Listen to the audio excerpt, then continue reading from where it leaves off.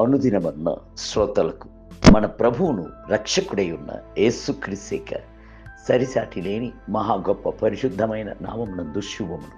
నేడు 2025 సంవత్సరము ఆగస్టు మాసము 4వ తారీఖు సోమవారం నాటి ధ్యానాంశము సంపూర్ణ రాత్రి ప్రార్థన. లూకాసు వార్త 6వ అధ్యాయము 12వ వచనమందు, ఆ దినముల యందు ఆయన ప్రార్థన చేయుటకు ఒక కొండకు ఎక్కి వెళ్ళి దేవుని ప్రార్థించుటయందు రాత్రి గడిపాను.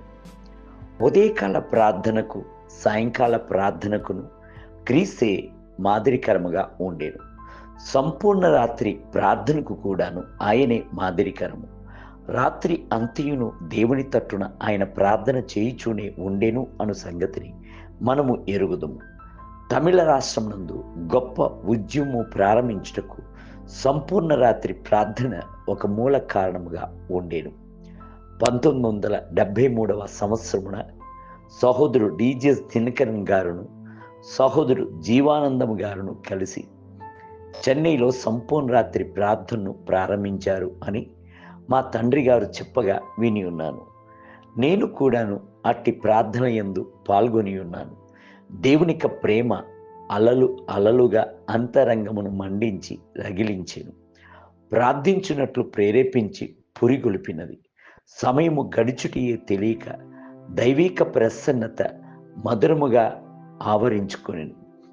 చెన్నైలో ప్రారంభించబడిన అట్టి సంపూర్ణ రాత్రి ప్రార్థన కొనసాగుతూ తమిళనాడు రాష్ట్రం అంతటను వ్యాపించెను.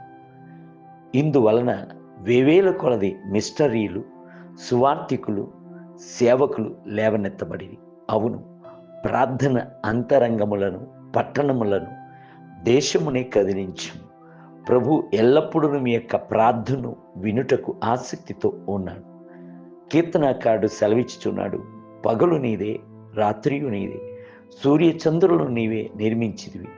74వ కీర్తన 16వ వచనం. రాత్రి ప్రార్థన యందు ఒకవేళ మీరు సొమ్మసిల్లిపోవచ్చును. గెత్సెమనే తోటలో ప్రార్థించిన శిష్యుల వలె నిద్రమత్తులో నిద్రించకును. అయితే ప్రార్థనను ఆలకించువాడు ఎల్లప్పుడూ మెలకు గలవాడై ఉన్నాడు. ఆయన కునుకడు, నిద్రించడు. 121 కీర్తన 4వ వచనం. మీరు రాత్రి యందు ఎట్టి సమయమునందైను లేచి దేవుని సముఖమునందు మీ యొక్క హృదయమును కుమ్మరించి ప్రార్థించవచ్చు.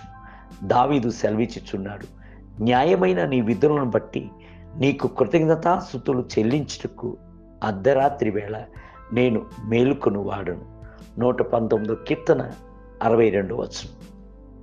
యాకోబు యొక్క జీవితం నందు గొప్ప మార్పును తీసుకుని వచ్చినది ఒక సంపూర్ణ రాత్రి ప్రార్థనే ఉన్నది. యాకోబు యబ్బోకు అను నది తీరమునందు తన సమస్యలను తలంచి భయపడి రాత్రి అంతయును ప్రార్థించుచూనే ఉండేను. రాత్రి అంతయును ప్రభుతో పోరాడి నన్ను ఆశీర్వదిస్తేనే కానీ నిన్ను వెళ్ళనివ్వను అని గోజాడెను. ఆదికాండము 32వ అధ్యాయం 26వ వచనం.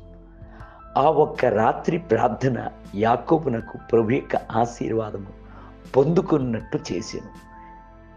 యాకోబుగా ఉన్నవాడు ఇజ్రాయేలుగా మారెను. ప్రభు యాకోబుతో కూడా ఉండి అతని సహోదరైన ఏసావు సమాధాన పడినట్లు చేసి వారిద్దరి మధ్యను గొప్ప ప్రేమను ఆజ్ఞాపించాను. దేవుని బిడ్డలారా, పోరాడి ప్రార్థించుటకు సంపూర్ణ రాత్రి ప్రార్థన మిగులు అవశ్యమైనది. సాతాను యొక్క శక్తులను తొలగించి యుద్ధ ప్రార్థన చేయుటకు నెలకు ఒక్కసారైనను సంపూర్ణ రాత్రి ప్రార్థన చేయుటకు తీర్మానించుడి. అప్పుడు జయముపై జయమును పొందుదురు.